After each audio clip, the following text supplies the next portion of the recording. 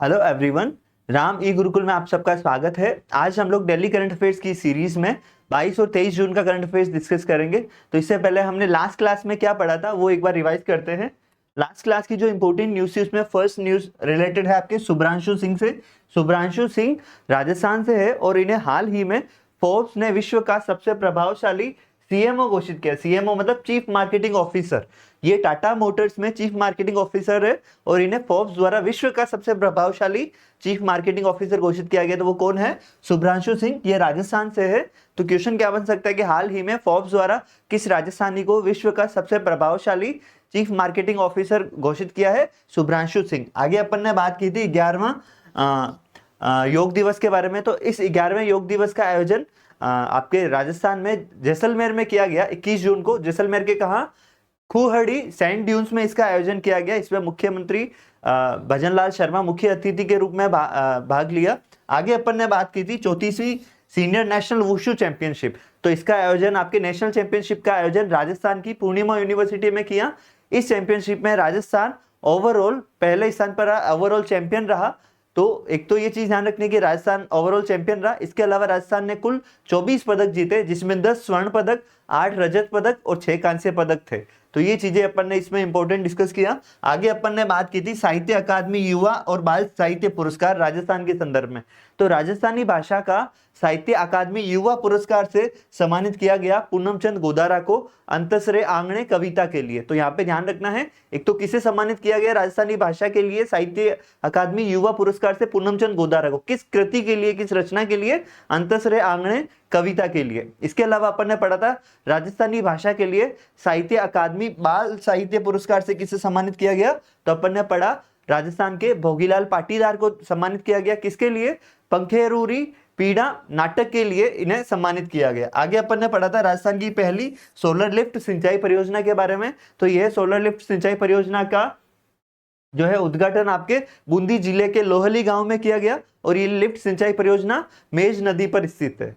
तो ये चीज अपन ने पढ़ा था। इसमें बूंदी की ग्राम पंचायतें को सिंचाई की सुविधा उपलब्ध करवाई जाएगी और ये राजस्थान की पहली सोलर लिफ्ट सिंचाई परियोजना है। तो ये ध्यान रखते हैं कहाँ उद्घाटन किया गया? एक तो बूंदी जिले के लोहली गांव में। नदी कौन सी थी? मेज नदी। आगे अपन ने पढ़ा था राजस्थान स्टेट गैस एजेंसी है, इसका पहला एलएनजी स्टेशन कहाँ शुरू किया गया? देखिए एलएनजी का फुल फॉर्म है लिक्विफाइड नेचुरल गैस। तो इस राजस्थान स्टेट गैस एजेंसी की संयुक्त कंपनी है राजस्थान सरकार की। तो इसका पहला एलएनजी स्टेशन शुरू किया गया निमराना में। तो निमराना जो स्पेशल इकोनॉमिक जोन भी है तो वहां पे पहले एलएनजी गैस स्टेशन का शुभारंभ किया गया। आगे अपन नेक्स्ट न्यूज के बारे में अपन बात करें तो नेक्स्ट न्यूज आपके है अरावली ग्रीन वॉल परियोजना। देखिए अरावली ग्रीन वॉल परियोजना ये अरावली क्षेत्र के वनों को संरक्षित करने वहां के वन क्षेत्रों को विभिन्न प्रकार की वैरायटी के लिए ये परियोजना शुरू की गई है। इसका उद्देश्य क्या है कि अरावली क्षेत्र में वनों के क्षेत्र को वृद्धि करना इसका मुख्य उद्देश्य है। ये गुजरात, राजस्थान, दिल्ली और हरियाणा में शुरू की गई है। इसमें टोटल 29 जिले शामिल किए गए जिसमें सर्वाधिक जो है राजस्थान से शामिल हो गए 19 जिले। तो यहाँ से क्वेश्चन क्या बन सकता है कि अरावली ग्रीन वॉल परियोजना में राजस्थान के कितने जिलों को शामिल किया गया है? तो 19 जिलों को शामिल किया गया है जो कि सर्वाधिक है। आगे अपन ने बात की थी प्रवासी राजस्थानी सम्मेलन के बारे में। तो प्रवासी राजस्थानी सम्मेलन इसका आयोजन 10 दिसंबर 2025 को जयपुर में किया जाएगा। इसका मुख्य उद्देश्य है प्रवासी राजस्थानियों का सम्मान करना, उन्हें राजस्थान में निवेश के लिए आमंत्रित करना। तो इसके अलावा अपन ने बात की थी प्रवासी राजस्थानियों की समस्याओं के समाधान के लिए जिला स्तर पर अतिरिक्त जिला कलेक्टर को नोडल अधिकारी भी बनाया गया है ताकि उनकी किसी भी तरह की समस्याओं का समाधान किया जा सके। आगे अपन ने बात की थी राइजिंग राजस्थान पार्टनरशिप कॉन्क्लेव के बारे में। तो ये राइजिंग राजस्थान पार्टनरशिप कॉन्क्लेव भी 11-12 दिसंबर को जयपुर में आयोजित की जाएगी। इसके दो मुख्य उद्देश्य है, दो मुख्य कार्य रहेंगे। एक तो जो राइजिंग राजस्थान समिट के दौरान हुए एमआईओ की समीक्षा करना और राजस्थान में निवेश के लिए उद्योगपतियों को आमंत्रित करना, ये दो इसके मुख्य कार्य रहेंगे। आगे अपन ने बात की थी जयपुर में खेल क्षेत्र के संदर्भ में 3 संस्थान विकसित किए जाएंगे, उसके बारे में बात की। तो देखिए जयपुर में एक तो संभाग स्तरीय मल्टीपर्पज स्टेडियम बनाया जाएगा जो बगरू में स्थापित होगा, जयपुर के बगरू में। इसके अलावा महाराणा प्रताप स्पोर्ट्स यूनिवर्सिटी, ये इंपॉर्टेंट है, आपके एग्जाम में पूछे जाने लायक है। तो महाराणा प्रताप स्पोर्ट्स यूनिवर्सिटी कहाँ स्थापित की जाएगी तो यह जयपुर के अचरोल में स्थापित होगी। इसके अलावा अपन ने पढ़ा था, एक तो मल्टीपर्पज स्टेडियम पढ़ा बगरू में, इसके अलावा स्पोर्ट्स कॉलेज भी जयपुर के एसएमएस स्टेडियम के पास स्थापित किया जाएगा। तो खेल के क्षेत्र में 3 संस्थान विकसित होंगे जयपुर में। इसके अलावा अपन ने पढ़ा था राजस्थान में पहली बार खनिज अन्वेषण, खनिजों की खोज के लिए आर्टिफिशियल इंटेलिजेंस का प्रयोग किया जाएगा।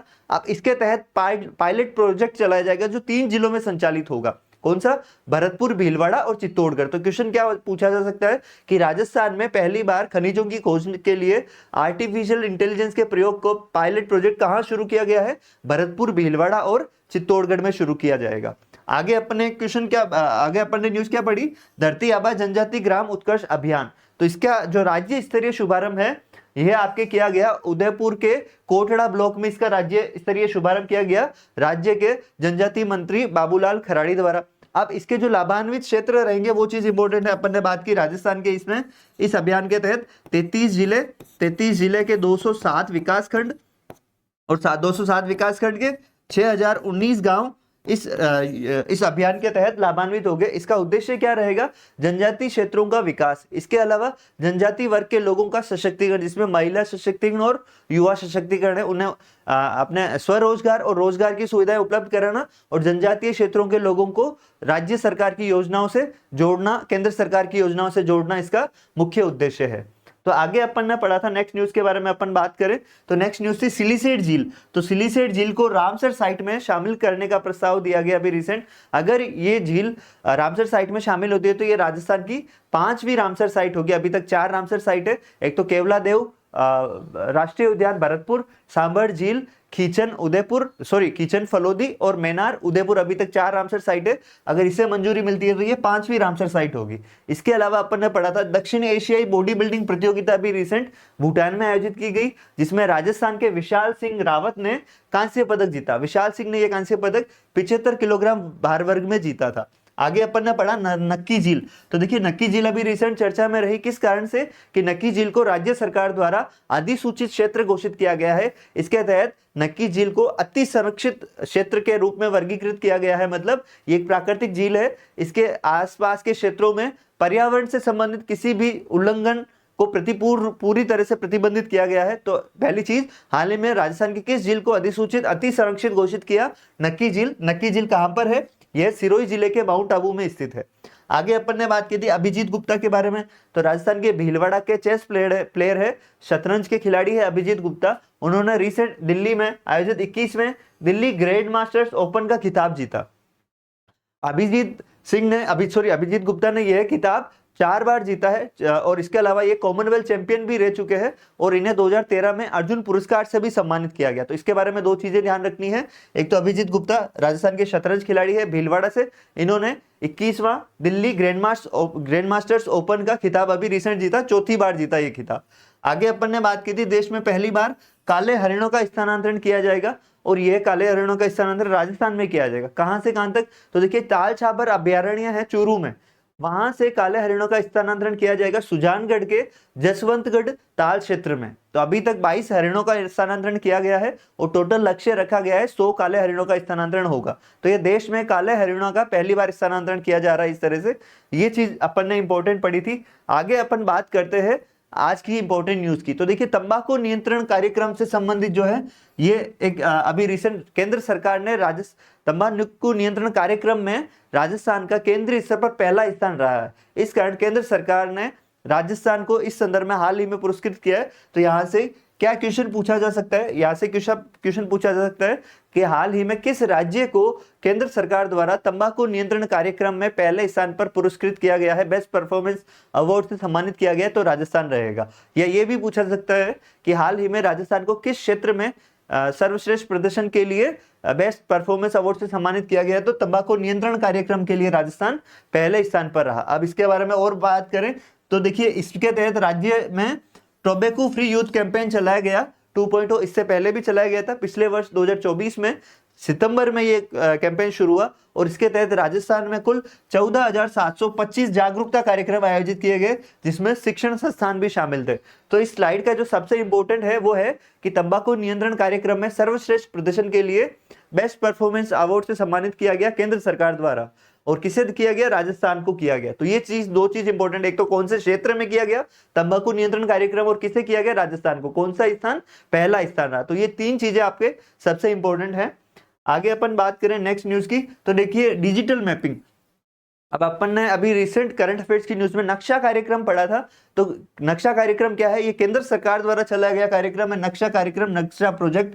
तो इसके तहत क्या है कि जो भूमि की डिजिटल मैपिंग की जाएगी इस प्रोजेक्ट के तहत। तो इसी प्रोजेक्ट के तहत राजस्थान में भी डिजिटल मैपिंग होगी और इसका पायलट प्रोजेक्ट शुरू किया जाएगा। और पायलट प्रोजेक्ट कितने शहरों में किया जाएगा, 10 शहरों में। तो क्वेश्चन क्या पूछा जा सकता है कि हाल ही में केंद्र सरकार द्वारा नक्शा प्रोजेक्ट की तहत राजस्थान में कितने जिलों में पायलट प्रोजेक्ट संचालित किया जाएगा, 10 जिलों में किया जाएगा, सॉरी 10 शहरों में किया जाएगा, 10 जिले नहीं, 10 शहरों में पायलट प्रोजेक्ट किया जाएगा। अब इसके तहत क्या होगा, भूमि की डिजिटल मैपिंग होगी। डिजिटल मैपिंग कैसे होगी, इसमें ड्रोन सर्वे होगा, इसका डिजिटल रिकॉर्ड रखा जाएगा और एक लैंड बैंक या भूमि बैंक का निर्माण किया जाएगा। इसके अलावा क्या क्या प्रोविंस है, इसमें निकाय कार्यालय से लीज की सुविधा भी उपलब्ध होगी। और इसके अलावा जो बाकी जो रिकॉर्ड है जैसे sewer, street light, manhole, इन सब की भी मैपिंग की जाएगी कि किस क्षेत्र में कौन सी सुविधा उपलब्ध है, कौन सी सुविधा उपलब्ध नहीं है। इससे क्या है कि विकास से संबंधित योजनाएं बनाने में सहायता मिलेगी। तो इस स्लाइड की जो सबसे इंपॉर्टेंट पॉइंट न्यूज क्या है, वो सबसे इंपॉर्टेंट पॉइंट क्या है, वो है कि एक तो नक्शा प्रोजेक्ट के तहत राजस्थान में पायलट प्रोजेक्ट चला जाएगा, किस संदर्भ में, डिजिटल मैपिंग। और राजस्थान के कितने जिलों में डिजिटल मैपिंग पायलट प्रोजेक्ट के रूप में शुरू की जाएगी, तो 10 शहरों में पायलट प्रोजेक्ट के रूप में यह पहल शुरू की जाएगी। अब आगे अपन बात करें तो देखिए, ये अपन बात करते हैं पायलट प्रोजेक्ट किन शहरों में, तो 10 शहर कौन कौन से हैं उसमें अगर बात करते हैं, भिवाड़ी, किशनगढ़, ब्यावर, सवाई माधोपुर। इसके अलावा जैसलमेर, पुष्कर, बगरू, बहरोड और नवलगढ़, नाथद्वारा। यहाँ पे ये चीज इंपॉर्टेंट ध्यान रखना है, 10 जिले नहीं है, 10 शहर है, जो टाउन्स है उनमें शुरू किया जाएगा। तो देखिए 10 जिले, अगर ये पूछे जाने की संभावना कम रहती है कि कौन कौन से जिले शामिल है, क्योंकि नंबर ऑफ सिटी टाउन्स की संख्या ज्यादा है। तो कितने शहरों में की जाएगी डिजिटल मैपिंग, 10 शहरों में की जाएगी। और ये पायलट प्रोजेक्ट के रूप में डिजिटल मैपिंग होगी। किस प्रोजेक्ट के तहत होगी, तो नक्शा प्रोजेक्ट के तहत होगी। आगे अपन बात करें तो नेक्स्ट न्यूज आपके हरित भारत एक्सपो के बारे में है। देखिए हरित भारत एक्सपो का आयोजन राजस्थान में कहाँ किया जाएगा, तो इसका आयोजन राजस्थान के कोटा में किया जाएगा पहली बार। और कब किया जाएगा, 25 से 27 जुलाई को आयोजन इसका किया जाएगा। अब हरित भारत एक्सपो का क्या है, ग्रीन इंडिया एक्सपो या हरित भारत एक्सपो, इसका उद्देश्य क्या रहेगा, तो इसका उद्देश्य रहेगा कि इसमें जो है रिन्यूएबल कंपनी और इलेक्ट्रॉनिक व्हीकल की तकनीक प्रदर्शित की जाएगी। इससे संबंधित जो रिन्यूएबल कंपनीज है उनकी प्रदर्शनी लगेगी और इलेक्ट्रॉनिक व्हीकल के संबंधित जो व्हीकल्स की प्रदर्शनी है वो भी इसमें लगेगी। तो ये पहली बार कोटा में आयोजित किया जाएगा। तो क्वेश्चन डायरेक्ट क्या बन सकता है कि हरित भारत एक्सपो का आयोजन राजस्थान में कहाँ किया जाएगा, तो इनका आयोजन कोटा में किया जाएगा। आगे अपन बात करें तो इसका आयोजन किसके द्वारा किया जाएगा, लघु उद्योग भारती और इसके जो राज्य सरकार के सहयोग से इसका आयोजन किया जाएगा। इसमें जो मुख्य आयोजक है वो लघु उद्योग भारती रहेगा। इसके अलावा राज्य सरकार की साझेदारी में इसका आयोजन किया जाएगा। मुख्य कौन क्या किसका प्रदर्शन, किसके लिए ये आयोजन किया जा रहा है, एक तो इलेक्ट्रॉनिक व्हीकल और इसके अलावा रिन्यूएबल एनर्जी से जुड़ी कंपनीज की इसमें प्रदर्शनी लगेगी। तो आगे की अपन न्यूज बात करें तो आगे की न्यूज है आपके एशिया कप के बारे में। अभी रिसेंट अपन ने कल की जो नेशनल लेवल की करंट अफेयर्स की सीरीज की में अपन ने पढ़ा था, एशिया कप तीरंदाजी का इसका आयोजन सिंगापुर में किया गया। इसके चरण 2 का आयोजन सिंगापुर में किया गया और इसके बारे में अपन पढ़ा था कि इसमें भारत ने कुल 9 पदक जीते, जिसमें 2 स्वर्ण पदक भी थे। तो उसमें राजस्थान के खिलाड़ी ने भी, इस तीरंदाजी एशिया कप प्रतियोगिता में राजस्थान के खिलाड़ी ने भी कांस्य पदक जीता। उन खिलाड़ी का क्या नाम था, सचिन चेची। तो यहाँ पे क्वेश्चन क्या बन सकता है कि हाल ही में एशिया कप तीरंदाजी के चरण 2 प्रतियोगिता में राजस्थान के किस खिलाड़ी ने कांस्य पदक जीता, तो यह सचिन चेची ने तीरंदाजी में कांस्य पदक जीता। ये चीज इंपॉर्टेंट है। तो ये सिंगापुर में आयोजित हुई, अपन ने बात कर ली। अब बात करें राजस्थान तीरंदाजी संघ के अध्यक्ष कौन है, तो इसका अध्यक्ष है दीप सिंह खंगारोत, राजस्थानी तीरंदाजी संघ के अध्यक्ष है। तो यहाँ पे जो इंपॉर्टेंट न्यूज क्या हो सकती है, क्या इंपॉर्टेंट है वो अपन बात करें तो पहला कि एशिया कप सिंगापुर में आयोजित एशिया कप चरण 2 तीरंदाजी प्रतियोगिता में राजस्थान के किस खिलाड़ी ने कांस्य पदक जीता, तो सचिन चेची। या ये भी पूछा जा सकता है कि सचिन चेची ने कौन सा पदक जीता, कांस्य पदक जीता। और राजस्थान तीरंदाजी संघ के अध्यक्ष कौन है, दीप सिंह खंगारोत। तो ये आज की इंपॉर्टेंट न्यूज थी। आई होप आपको वीडियो पसंद आया होगा। आप लाइक, शेयर और सब्सक्राइब जरूर करें। अगर आपके कोई भी सजेशन हो क्लास से रिलेटेड तो आप वो भी कमेंट बॉक्स में दे सकते हैं। Thank you everyone.